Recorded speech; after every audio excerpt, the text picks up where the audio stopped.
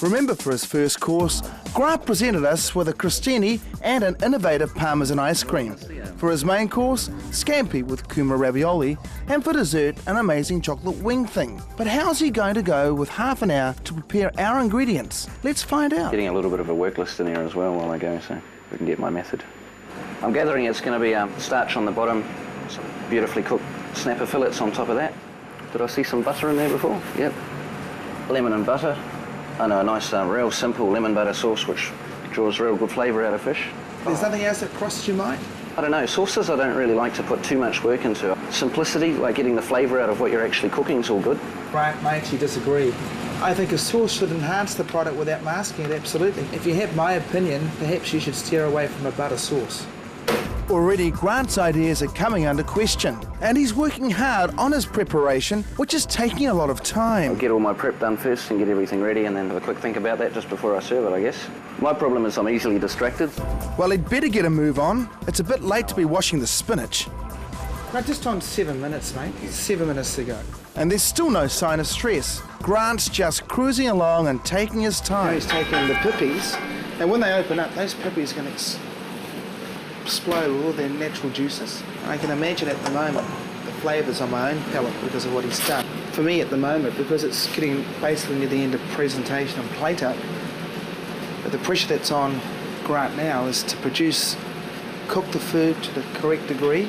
However, Grant spent all that time filleting his fish, but he may not get to cook it. What he seems to be unaware of is the fact that he has just 30 seconds left, and he still has fish to fry. Actually, out of time. Grant, oh, shit. Carry on. Disqualified. They happened in Melbourne too, eh? Grant's officially out of time, but we're going to give him another 5 minutes because we have held him up slightly. In fact, 5 minutes has turned to 10 minutes, and the fish is still not cooked. Grant's severely out of time. Finally, it's done. Is it better late than never? That time limit was always a factor for me. You know, I was concerned, like I mentioned before, I got knocked out in a competition overseas because of the time factor. But how does it taste?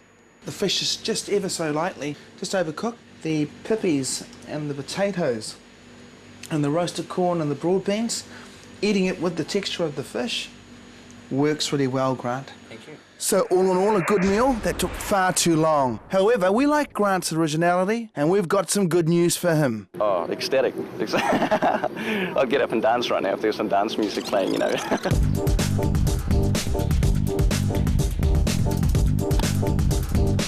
Now, last week, there were some contenders who didn't do so well, but we thought we'd give them a second chance with our box of ingredients. Last time we saw Jamie, he cooked a black pudding entree, some very well cooked lamb, an indifferent dessert, but it was all from his boss's menu. This time, we've taken the menus away. Our magic box is all he's got.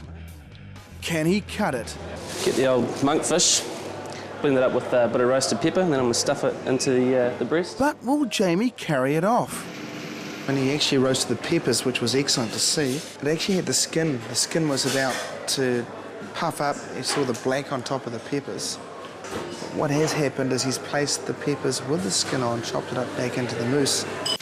But he's not letting that stop him.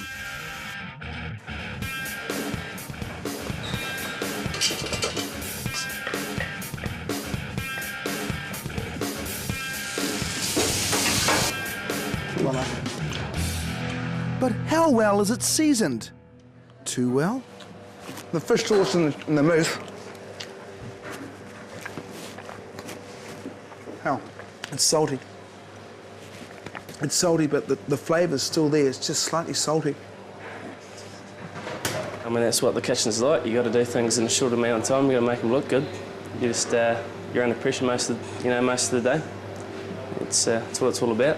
The adrenaline rush of doing it. Well, we'll keep our eye on Jamie, but he doesn't make the grade for boot camp. Last time round, Vaughan cooked everything on the barbecue, and the highlight was his dessert. Crusted, deep-fried chili custard. Yeah. First up, a chance to check out his filleting technique. He might not win the hygiene award, but he's handy with a fish knife. Vaughan's decided to wrap capsicum, lemon and coriander inside the fish fillet and throw them on the barbie, along with corn and tomatoes. However, he's made a crucial mistake. The pan he used for his cream and lemon sauce is cast iron, and that's going to taint the flavour. It's quite tart. That's because the lemons reacted with his steel. Yeah. And sure enough, an otherwise flavour-filled dish is ruined by a metallic-tasting sauce. It's about perfect, eh? You lose marks for your preparation. Barbecue, mate. It's a barbecue. So Vaughan hasn't made it this time, but we think he's someone to watch. In Dean's first course, the mussels overpowered the taste of a snapper mousse. His main course had too many flavours. It just doesn't work. And his dessert, well, just kind of sagged. But we knew that wasn't the last word on Dean. He'd won plenty of competitions, and we were hopeful he could pull something out of his hat. You got 30 minutes to come up with the main course. All right.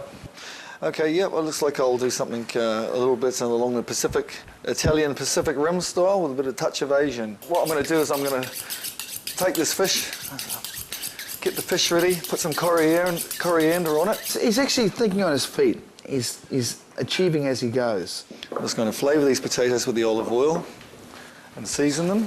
Give myself 10 minutes in the microwave. You're using a microwave? Yes. I'm out of here. Most chefs wouldn't be seen dead using a microwave, let alone on television, but Dean's got no such inhibitions about saving time that way. The best way I find of boning a fish is with a little pair of electrical pliers like these ones here. And it gives me nice whole fillets, there's no bone in that. A sharp knife and a few cross cuts to stop shrinkage. Dean has shown really good skill. He's filleted it beautifully. His seasoning of the lime and coriander and the treatment of it is absolutely excellent.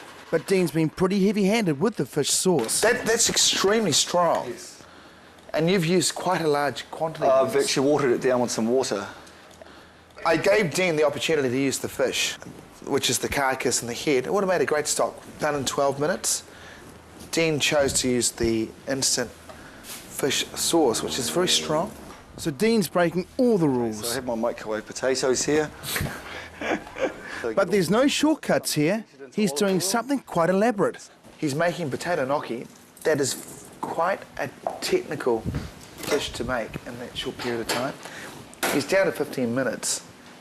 He's impressed me. I try and keep as much flavour as I can. I know that I've kind of shot myself down there by leaving the fish frame on the side of the bench here, but it was the time constraint that I felt that I had. So I took the shortcut, maybe to my detriment, but we'll see. But Dean has other plans for the corn and the gnocchi mix. That's excellent. I'm actually hoping he's going to do very well. So a fork finish to the gnocchi and a last chance to check whether he blew it by adding too much fish sauce. Gnocchi perfectly cooked on the plate. Mushrooms, sauce surrounding it, vegetables and fish. You can actually cook. Oh, well, at least I haven't been wasting my time there. Yeah, but I was a little bit dubious because of the amount of fish sauce you used. I thought, my God, it's going to overpower the fish, but we'll have a look.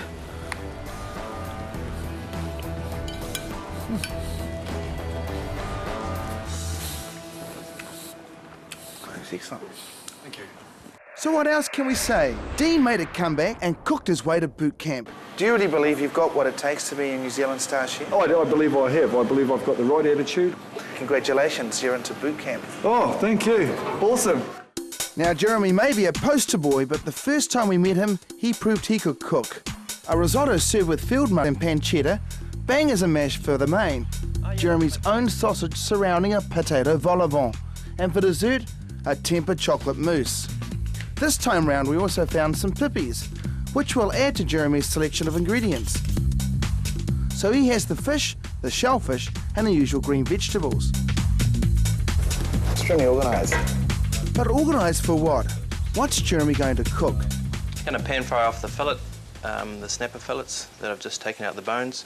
Just going to put it on a bed of, make a little broth with a coconut cream, coriander in there. Our box includes some non-classical ingredients with Asian influences, like coconut cream and fish sauce, not Jeremy's usual stuff. I always cook the European style. That's what lends itself to this place. So he dragged him out of his comfort zone, but he seems to be taking it in his stride. In fact, there's nothing he's doing that I can criticise at all. And the end result looks pretty good on the plate. It's like a mosaic of colours here with the seared snapper. The pippies, beautiful. Dish is great. Well, it looks great, but what does it taste like? The coconut cream's just beautiful with your stock.